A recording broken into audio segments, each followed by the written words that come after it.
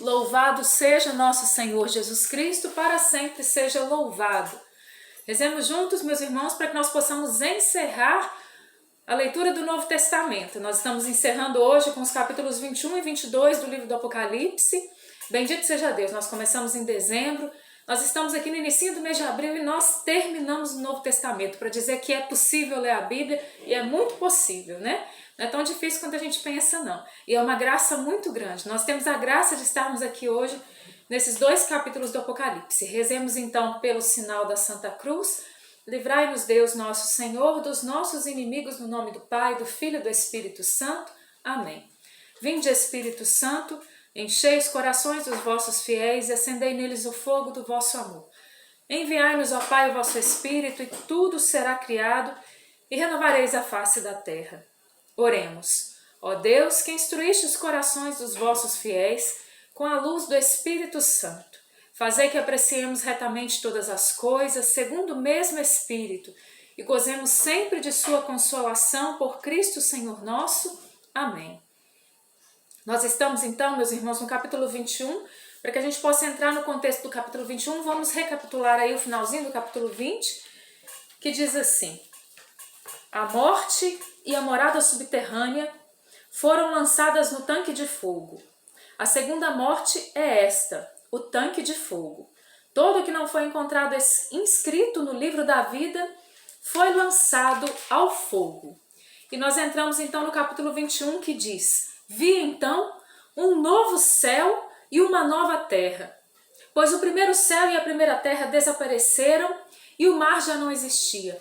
Ou seja, depois do julgamento, aqueles que não foram encontrados inscritos no livro da vida foram lançados ao tanque de fogo, e João vê um novo céu e uma nova terra, pois o primeiro céu e a primeira terra desapareceram e o mar já não existia.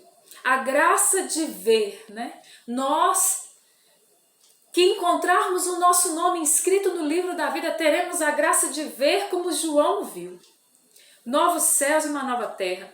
Ele diz no versículo 2, eu vi descer do céu, junto de Deus, a cidade santa, a nova Jerusalém, como uma esposa ornada para o esposo. Ao mesmo tempo, ouvi do trono uma grande voz que dizia: eis o tabernáculo de Deus com os homens. Habitará com eles e serão o seu povo, e Deus mesmo estará com eles. Enxugará toda a lágrima de seus olhos e já não haverá morte, nem luto, nem grito, nem dor, porque passou a primeira condição. Que maravilha, meus irmãos, esses 4 versículos. Vem dizer então de um novo céu, de uma nova terra e da cidade santa, a nova Jerusalém, que desce como a esposa ornada para o esposo, né? Jesus é o esposo. E a gente vê que uma grande voz então diz: eis o tabernáculo de Deus com os homens. O lugar da morada de Deus, que passa a ser agora não somente o lugar da morada de Deus, mas o lugar da morada de Deus com os homens.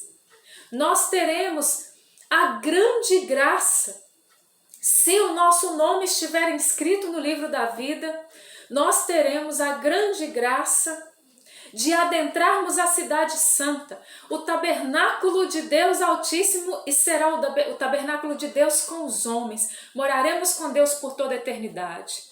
Hoje nós temos os nossos sacrários, onde tem lá a presença real de Jesus na Eucaristia. Nós não podemos estar lá dentro do sacrário com Jesus, às vezes nós gostaríamos, né? Muitas vezes eu vou confessar que eu gostaria de estar dentro do sacrário com Jesus. Mas não é possível, né? É possível a gente ir fazer a nossa adoração ali diante do sacrário, que é o tabernáculo, né? Mas a Nova Jerusalém vai ser esse lugar, esse tabernáculo de Deus com os homens. E diz assim: enxugará toda a lágrima de seus olhos. O Senhor vem nos consolar com esse versículo 4, né? Nós que sofremos, nós que choramos, nós que batalhamos, nós que temos dores, angústias, que temos enfermidades, nós que vivemos tantas situações, o Senhor vai dizer que Ele enxugará toda a lágrima de seus olhos e já não haverá morte, nem luto, nem grito, nem dor, porque passou a primeira condição. Nos anos de 2020, 2021, a gente não pode negar que o assunto mais falado é a morte, né? A morte pela Covid-19 é o que é mais falado nesses 2 anos que nós estamos vivendo. Então nós não podemos negar que o nosso país está de luto, né? Nós não podemos negar que o mundo passa por um luto e que o nosso coração, mesmo se nós não perdemos algum familiar, o nosso coração também está enlutado. Nós estamos vivendo um período de luto, mas na Nova Jerusalém não vai ter lágrima, não vai ter morte, não vai ter luto, não vai ter grito, não vai ter dor, porque passou a primeira condição. Qual é a primeira condição? É a condição na qual nós vivemos hoje. Nós que somos mortais, nós que estamos nesse mundo, vai passar essa primeira condição, gente. Vai passar, e é por isso que a gente tem que ter os olhos fixos no céu. Parar de olhar aqui para baixo, parar de viver para as coisas daqui de baixo, né? E começar a viver por aquilo que é do alto. Porque a primeira condição vai passar. E João vê o que vai acontecer nessa nova condição. Continua o versículo 5 dizendo: então o que está sentado no trono disse: eis que eu renovo todas as coisas. Eu sempre trago aqui o filme A Paixão de Cristo, do Mel Gibson, né? E eu digo para vocês que a cena que mais me impressionou quando eu assisti o filme ali pela primeira vez, a cena que mais me impressionou foi quando Jesus, a caminho do Calvário, depois de ter sido açoitado, depois de ter sido humilhado, depois de ter sido julgado, depois de ter sido cuspido, depois de ter sofrido tudo o que ele sofreu antes da crucificação, quando Jesus estava a caminho do Calvário, Jesus, em uma de suas quedas, a Virgem Maria está por perto, João leva ela até um lugar próximo de onde Jesus estava passando e Jesus cai, todo machucado, todo machucado. E é uma cena muito forte, porque nós vemos ali, a Virgem Maria, ela se recorda de quando Jesus ele era pequenininho, né? E Jesus cai. E Nossa Senhora corre ali, ela para, então tem aquela pequena lembrança dela correndo, ele pequenininho caído, e ela toma Jesus nos braços, né? E ela fala: eu estou aqui. E ali na cena da Paixão de Cristo, Jesus cai. E a Virgem Maria sai correndo a partir dessa lembrança. E ela segura ali, né, o rosto de Jesus. Jesus olha para ela. E ela diz para ele: meu filho, eu estou aqui. E ele olha bem para ela, com um olho só, porque o outro olho de Jesus, numa das primeiras quedas que ele tinha tido, né, antes do julgamento, Jesus feriu o olho, né? Então com o olho todo inchado e um olho ali que podia olhar, que podia ver, ele olhou para Nossa Senhora e ele disse assim: mãe, vê, eu renovo todas as coisas. Foi impactante para mim essa cena, porque Jesus diz para Nossa Senhora, numa cena de opróbrios, né? Numa cena assim, onde ele estava desfigurado, onde ele tinha passado já por tudo aquilo que ele passou até ali, ele já estava desfigurado, ele estava a caminho do Calvário, onde ali ninguém enxergava vitória, onde ninguém ali via nada de bom ou de belo.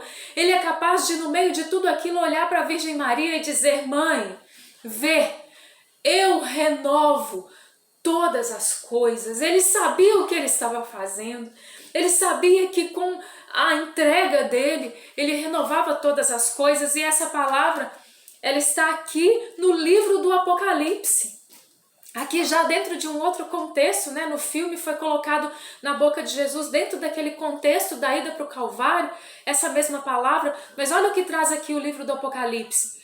Então, o que está assentado no trono, porque não é mais o servo sofredor, não é mais aquele que está sofrendo, está entregando a vida, é aquele que já se entregou, aquele que deu a sua vida e que está sentado no trono, o Cordeiro de Deus que tira o pecado do mundo, Jesus Cristo, que diz: eis que eu renovo todas as coisas.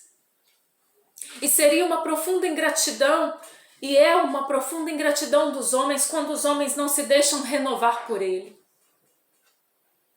por aquele que foi até a morte e morte de cruz para renovar todas as coisas. Aquele que ressuscitou ao terceiro dia, nós estamos na oitava de Páscoa e nós estamos celebrando essa ressurreição. É Ele quem diz, eis que eu renovo todas as coisas. Disse ainda, escreve estas palavras, escreve porque estas palavras são fiéis e verdadeiras. Você lembra que a gente viu no nosso estudo anterior que Ele é o fiel e verdadeiro com letra maiúscula? Jesus é o fiel e o verdadeiro. E ele que é o fiel e verdadeiro, ele vai dizer, escreve, pois, porque essas palavras são fiéis e verdadeiras. Aquilo que vem de Deus, gente, é fidelidade e verdade. De Deus não vem nada que não seja fidelidade e verdade. De Deus não existe nenhuma mancha de fidelidade e verdade. Ele é o fiel e o verdadeiro. E a palavra de Deus, as palavras do Senhor são fiéis e verdadeiras. Novamente me disse, está pronto.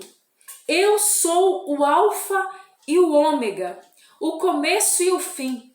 A quem tem sede eu darei gratuitamente de beber da fonte da água viva. O vencedor herdará tudo isso. Eu serei o seu Deus e ele será o meu povo. E ele será o meu filho. Os tíbios, os infiéis, os impuros, os maléficos, os idólatras e todos os mentirosos terão como quinhão o tanque de fogo ardente, de fogo e enxofre, a segunda morte. Gente, pelo amor de Deus, não precisava nem ler a Bíblia toda para tomar vergonha na cara não, né? Só os primeiros 8 versículos do capítulo 21 já eram suficientes para converter a humanidade inteira. Os 8 capítulos primeiros versículos do capítulo 21 seriam o suficiente para converterem o mundo inteiro. Todas as nações, todos os povos, todas as criaturas, se tivessem a graça de ler esse capítulo 21, de 1 a 8, com o coração aberto verdadeiramente para a conversão, não tem como não experimentar uma mudança de mentalidade. Vai dizer aqui, gente, a quem tem sede, eu darei gratuitamente, é de graça, de beber da fonte da água viva. Vai dizer que o vencedor herdará tudo isso que nós vimos aqui, mas vai dizer também que os tíbios, quem são os tíbios, né? Quem são os tíbios? São aqueles que têm uma timidez espiritual, que não avançam na vida espiritual, que ficam em cima do muro, que não têm uma radicalidade. São os tíbios. Os tíbios. Os infiéis, gente, não adianta pensar que infiel vai entrar na presença do que é fiel, não. Ele é fiel.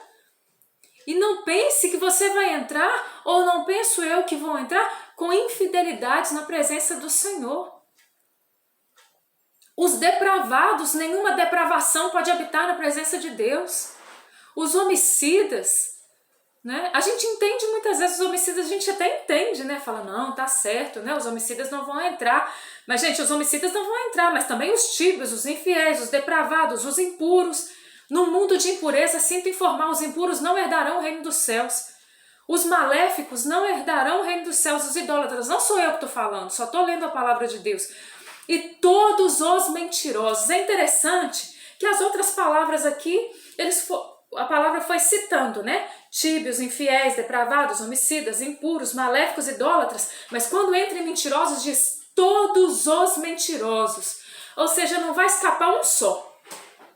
Não vai entrar um. Então, larga a mentira da sua vida no nome de Jesus. Para. Porque o mentiroso é aquele que consegue ser hipócrita. O mentiroso é aquele que consegue ser bem visto na sociedade. O mentiroso é aquele que consegue ser bem visto às vezes na família. O mentiroso é aquele que mente às vezes até para si mesmo. E faz uma aparência de ser algo que ele não é. Por quê? Porque ele mente. Porque a vida da pessoa é uma mentira. E os mentirosos, todos os mentirosos, terão como quinhão o tanque ardente de fogo e enxofre. Me desculpe dizer, mas é a palavra de Deus que está falando, não sou eu. Quer brigar, não briga comigo, briga com o Espírito Santo. Vai brigar com Jesus o Senhor. Brigar com Deus, comigo não, porque eu estou falando aquilo que a palavra de Deus diz. Terão como quinhão o tanque ardente de fogo e enxofre, a segunda morte. Então veio do céu, veio um dos 7 anjos que tinham as 7 taças cheias dos 7 últimos flagelos e disse-me: vem, e eu te mostrarei a noiva, a esposa do Cordeiro. Levou-me em espírito a um grande e alto monte e mostrou-me a cidade santa, Jerusalém, que descia do céu de junto de Deus, revestida da glória de Deus. Assemelhava-se seu esplendor a uma pedra muito preciosa, tal como jaspe cristalino. Tinha uma grande e alta muralha com 12 portas guardadas por 12 anjos. Nas portas estavam gravados os nomes das 12 tribos de Israel e das 12 tribos dos filhos de Israel. Ao oriente havia 3 portas, ao setentrião 3 portas, ao sul 3 portas, ao ocidente 3 portas. A muralha da cidade tinha 12 fundamentos, com o nome dos 12 apóstolos do Cordeiro. Quem falava comigo trazia uma vara de ouro. Gente, meu pai tá mexendo aqui no teto, então vocês estão escutando um barulho aí, não preocupa não. Estamos em obras, né? Estamos em obras, então meu pai tá mexendo aqui e é em cima do metalon, então vai fazer barulho. Mas nós vamos firme. Então a muralha da cidade tinha 12 fundamentos com o nome dos 12 apóstolos do Cordeiro. Quem falava comigo trazia uma vara de ouro como medida para medir a cidade, as suas portas e a muralha. A cidade formava um quadrado. O comprimento igualava a largura. Mediu a cidade com vara, 12.000 estádios. O comprimento e a largura e a altura eram iguais, e mediu a muralha, 144 côvados, segundo a medida humana empregada pelo anjo. O material da muralha era de jaspe, a cidade de ouro, semelhante ao puro cristal. Os alicerces da muralha da cidade eram ornadas de toda espécie de pedras preciosas. Você está imaginando essa cidade, gente? Está conseguindo imaginar essa cidade? A beleza dessa cidade? A riqueza dessa cidade? Uma cidade inigualável, né? Vai prestando atenção aqui nas características. Os alicerces da muralha da cidade eram ornadas de toda espécie de pedras preciosas. O primeiro era de jaspe, o segundo de safira, o terceiro de calcedônia, o quarto de esmeralda, o quinto de sardônica, o sexto de cornalina, o sétimo de crisólito, o oitavo de berilo, o nono de topázio, o 10º de crisóparo, o 11º de jacinto, o 12º de ametista. Só tinha pedra preciosa para tudo quanto é lado, gente. Não é pedrinha, não. A cidade era toda de pedra preciosa, né? Meu Deus, olha o que aguarda, gente. Os justos, os fiéis, aqueles que lutam, que estão lutando até o sangue contra o pecado, sua luta não vai ser em vão, meu irmão, minha irmã. Você que tem chorado, você que tem lutado, a sua luta não é em vão. Não vi nela, porém, templo algum. Porque o Senhor, Deus dominador, é o seu templo, assim como o Cordeiro, lá no versículo 22. O Senhor, o Deus dominador, é o seu templo. Não tinha necessidade de ter templo na Nova Jerusalém, porque Deus habita lá, né? Deus habitará lá. A cidade não necessita de sol, nem de lua para iluminar, porque a glória de Deus a ilumina, e sua luz é o Cordeiro, meu Deus do céu. Morar numa cidade iluminada pela glória de Deus. E a luz dessa cidade é o Cordeiro. Lembra que Jesus disse: eu sou a luz do mundo?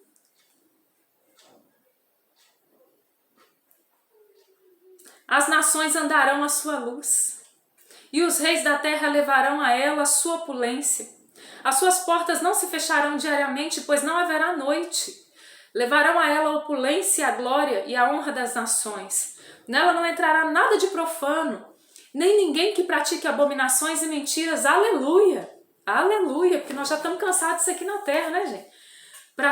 Ninguém que pratica abominações e mentiras, mas unicamente aqueles cujos nomes estão inscritos no livro da vida do Cordeiro. Ponto final.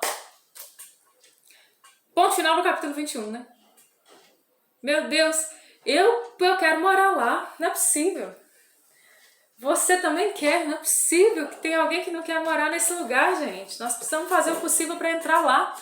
Mostrou-me então o anjo um rio de água viva resplandecente como um cristal de rocha, saindo do trono de Deus e do Cordeiro, né? Eu vejo aqui a Santíssima Trindade, né? Olha, o rio de cristal saindo do trono de Deus e do Cordeiro, mas que maravilha! No meio da avenida, às duas margens do rio, achava-se uma árvore da vida, que produz 12 frutos, dando cada mês um fruto, servindo as folhas da árvore para curar as nações. Então a árvore da vida ali no meio, né? Porque o homem não experimentará mais a morte, o choro, luta, a doença, né? Não haverá aí nada de execrável, mas nela estará o trono de Deus e do Cordeiro.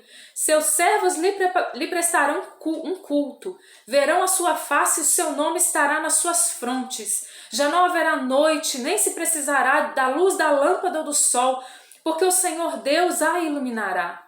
E hão de reinar pelos séculos dos séculos.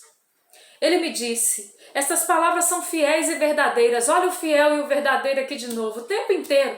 Essas palavras são fiéis e verdadeiras. E o Senhor Deus dos Espíritos dos profetas enviou seu anjo para mostrar aos seus servos o que deve acontecer em breve. Presta atenção no versículo 7, meu irmão, minha irmã.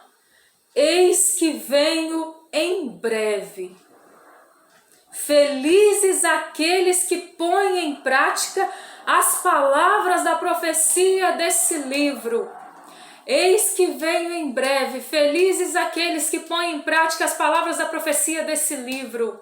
Por quê? Porque o Senhor virá e não tardará. E felizes são aqueles que colocam em prática. Não preocupa não, meu irmão, minha irmã. Viva intensamente na palavra de Deus. Nós devemos rezar pela conversão da humanidade, nós devemos rezar para que todos os homens se convertam e se salvem. Mas a salvação também é individual. Então, continue lutando, mesmo se ao redor de você não vê luta, você não vê empenho, você vê tanta coisa que fere o seu coração, que você vê que as pessoas não ouvem a palavra de Deus, não praticam a palavra de Deus. Você permaneça firme na palavra de Deus. Você continue fiel a Deus. Reze pela conversão dos pecadores, mas continue fiel. Não seja infiel por causa da infidelidade dos outros. Eis que vem em breve. Felizes aqueles que põem em prática as palavras da profecia desse livro. Fui eu, João, que vi e ouvi estas coisas. Depois de as ter ouvido e visto, prostrei-me aos pés do anjo que as mostrava.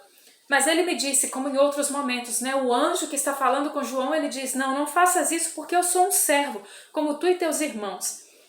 Os profetas e aqueles que guardam as palavras desse livro. Prostra-te diante de Deus, diz o anjo. Disse ele ainda, não seles o texto profético desse livro, porque o momento está próximo. O injusto, faça ainda injustiças. É o que eu estou dizendo aqui, gente. O injusto não quer se converter, já ouviu a palavra, tudo. Deus já fez de tudo para salvar, de tudo para falar. Não quer salvar, não? Então, paciência. O injusto continue vivendo injustiças. Mas o justo faça justiça e o santo santifique-se ainda mais. Eis que venho em breve e a minha recompensa está comigo para dar a cada um conforme as suas obras. Eis que venho em breve. A minha recompensa está comigo para dar a cada um conforme as suas obras. Eu sou o alfa e o ômega, o primeiro e o último, o começo e o fim. Felizes aqueles que lavam as suas vestes para ter direito à árvore da vida e poder entrar na cidade pelas portas. Fora os cães, os envenenadores, os impudicos, os homicidas, os idólatras e todos aqueles que amam e praticam a mentira. Meus irmãos, eu não sei se você percebe a ênfase que o livro do Apocalipse dá para a mentira. Mas ela enfatiza ainda a mentira. Mais uma vez está enfatizado aqui. e todos aqueles que amam e praticam a mentira fora. Eu, Jesus, enviei o meu anjo para testar essas coisas a respeito das igrejas. Eu sou a raiz e o descendente de Davi, a estrela radiosa da manhã. O Espírito e a esposa dizem, vem. Possa aquele que ouve dizer também, vem. Aquele que tem sede, venha. E o homem de boa vontade receba gratuitamente da água da vida. Eu declaro a todos aqueles que ouvirem as palavras da profecia desse livro, se alguém lhes ajuntar alguma coisa, Deus ajuntará sobre ele as pragas descritas neste livro. E se alguém dele retirar alguma coisa, Deus lhe tirará sua parte da árvore da vida e da cidade santa descritas nesse livro. Não adianta a gente ficar só com uma parte da palavra, não. Ela integral, né? Aleluia! Aquele que atesta essas coisas diz, sim, eu venho depressa. Amém. Vem, Senhor Jesus. Vem, Senhor Jesus. Maranata. Vem, Senhor Jesus. Esse é o grito da igreja, esse é o clamor da igreja. Maranata, vem, Senhor Jesus. Vem, Senhor Jesus. E ele diz, sim, eu venho depressa. A graça do Senhor Jesus esteja com todos. Palavra do Senhor, graças a Deus. Senhor, nós te louvamos por esse Novo Testamento, Senhor, que nós lemos, Senhor. Nós te louvamos, Senhor, porque a tua palavra é viva, a tua palavra é eficaz, a tua palavra é mais penetrante do que uma espada de 2 gumes. A tua palavra tem a capacidade de discernir, Senhor, o íntimo da nossa alma. Nós te louvamos por esse Novo Testamento que nós terminamos hoje, Senhor. Nós te louvamos porque a tua graça nos sustentou até aqui. E a tua graça nos sustentará até o fim. Nós nos unimos, Senhor Jesus, a Ti e te pedimos que a Tua palavra, Senhor, gere vida em nós. Que a Tua palavra frutifique na nossa vida em boas obras. Vem, Senhor Jesus. E que a força da Tua palavra, Senhor, converta a humanidade. Que a força da Tua palavra, Senhor, faça cair por terra todo o mal. Que a força da Tua palavra, Senhor, já gere conversão, Senhor, no coração da humanidade. Nesse ano de 2021, no meio dessa pandemia, Senhor, encerrando esse Novo Testamento, nós dizemos, Maranata, vem, Senhor Jesus. Nós confiamos em Ti, Senhor, e nós nos entregamos a Ti. Pai nosso que estais no céu, santificado seja o vosso nome, venha a nós o vosso reino, seja feita a vossa vontade, assim na terra como no céu. O pão nosso de cada dia nos dai hoje. Perdoai-nos as nossas ofensas, assim como nós perdoamos a quem nos tem ofendido, e não nos deixeis cair em tentação, mas livrai-nos do mal. Amém. Ave Maria, cheia de graça, o Senhor é convosco. Bendita sois vós entre as mulheres, bendito é o fruto do vosso ventre, Jesus. Santa Maria, Mãe de Deus, rogai por nós, pecadores, agora e na hora da nossa morte. Amém. Louvado seja o nosso Senhor Jesus Cristo, para sempre seja louvado. Em nome do Pai, do Filho e do Espírito Santo. Amém. Glórias ao Pai, ao Filho e ao Espírito Santo, como era no princípio, agora e sempre. Amém. Bendito seja Deus, meu irmão.